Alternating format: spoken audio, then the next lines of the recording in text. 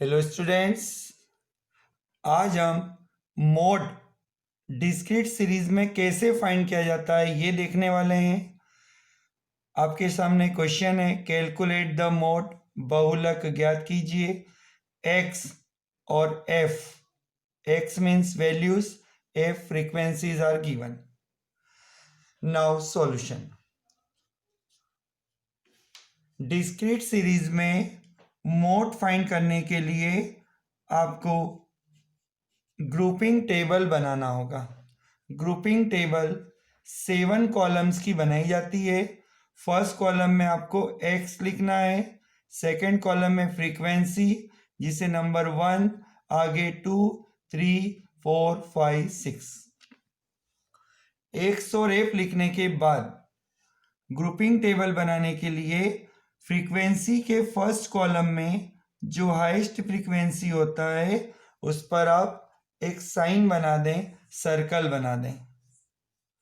अब column number 2 के लिए आपको दो फ्रीक्वेंसी की पेयर बनानी है, दो फ्रीक्वेंसी की पेयर बनानी है और इनका टोटल लिखना है।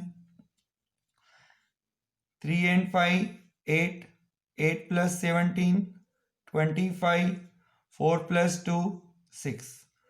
यदि कोई फ्रीक्वेंसी अकेली है तो उसका टोटल नहीं बनाना है।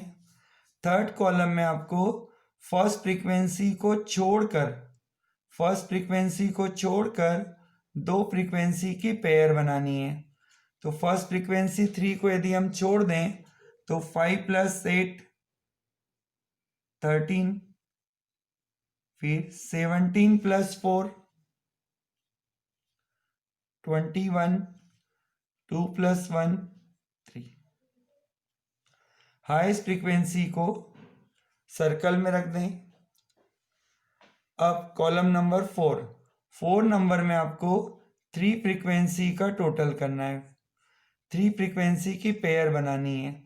तो 3, 5, 8 का पेयर बनाइए, ये होता है 16।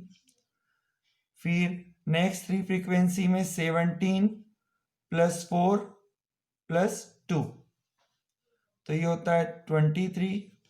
आगे पेयर नहीं बन रहा है, हाईएस्ट फ्रीक्वेंसी 23 पर सर्कल कर दें। अब फर्स्ट फ्रीक्वेंसी को छोड़कर 3 फ्रीक्वेंसी का पेयर बनाएं। तो फर्स्ट को यदि हम छोड़ देते हैं तो 5 plus 8 plus 17 का टोटल कीजिए, तो ये होता है 30। Next 3 frequency 4 plus 2 plus 1 7। यहां पर हाईएस्ट फ्रीक्वेंसी पर सर्कल बना दें। देखिए, फर्स्ट कॉलम में आपने हाईएस्ट पर सर्कल बनाया, सेकेंड कॉलम में दो फ्रीक्वेंसी की जोड़ी बनाई है, फिर फर्स्ट को छोड़कर 2 की जोड़ी बनाई है। फोर्थ कॉलम में 3 फ्रीक्वेंसी की पेयर बनाई है। 5 नंबर के कॉलम में एक फ्रीक्वेंसी छोड़कर पेयर बनाई है। अब 2 फ्रीक्वेंसी छोड़ दीजिए, फर्स्ट सेकेंड, और फिर पेयर बनाइए। तो फर्स्ट 2 फ्रीक्वेंसी छोड़ दें तो 8, 17 और 4 का पेयर बनाइए, तो ये होता है 29। आगे अब 3 फ्रीक्वेंसी नहीं है इसलिए पेयर नहीं बना पाएंगे, इसी को सर्कल में कर दें। अब हमें एक टेबल और बनाना होगा जिसका नाम है एनालिसिस टेबल। एनालिसिस टेबल में x है उसको इस टाइप से 10, 11, 12, 13, 14, 15, 16 में लिखा जाए, और ये जो 1, 2, 3, 4, 5 था इसे आप फर्स्ट कॉलम में लिखें 1, 2, 3, 4, 5, 6। अब जो आपने फर्स्ट कॉलम बनाया था उसमें 17 पर सर्कल है, तो 17 के सामने वैल्यू देखिए 13। 17 पर सर्कल है लेकिन उसकी वैल्यू है 13, तो ये कॉलम नंबर 1 है। तो एनालिसिस टेबल में 1 नंबर की लाइन में 13 पर एक राइट बना दें। अब सेकेंड में 8, 25, 6 में हाईएस्ट फ्रीक्वेंसी 25 है, तो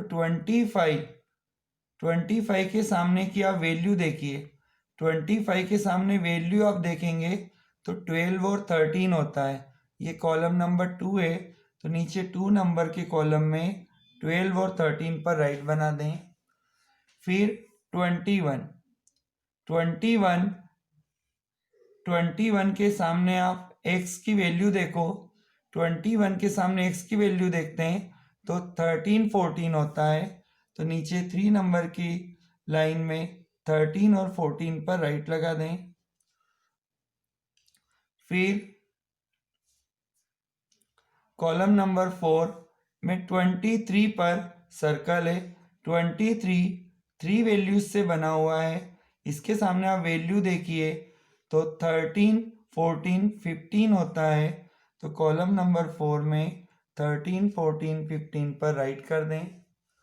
अब 5 में आप देखिए 30 पर सर्कल है। इस 30 के सामने की वैल्यू देखें तो 11 12 13 होता है, तो ये कॉलम नंबर 5 में 11 12 और 13 पर राइट कर दें।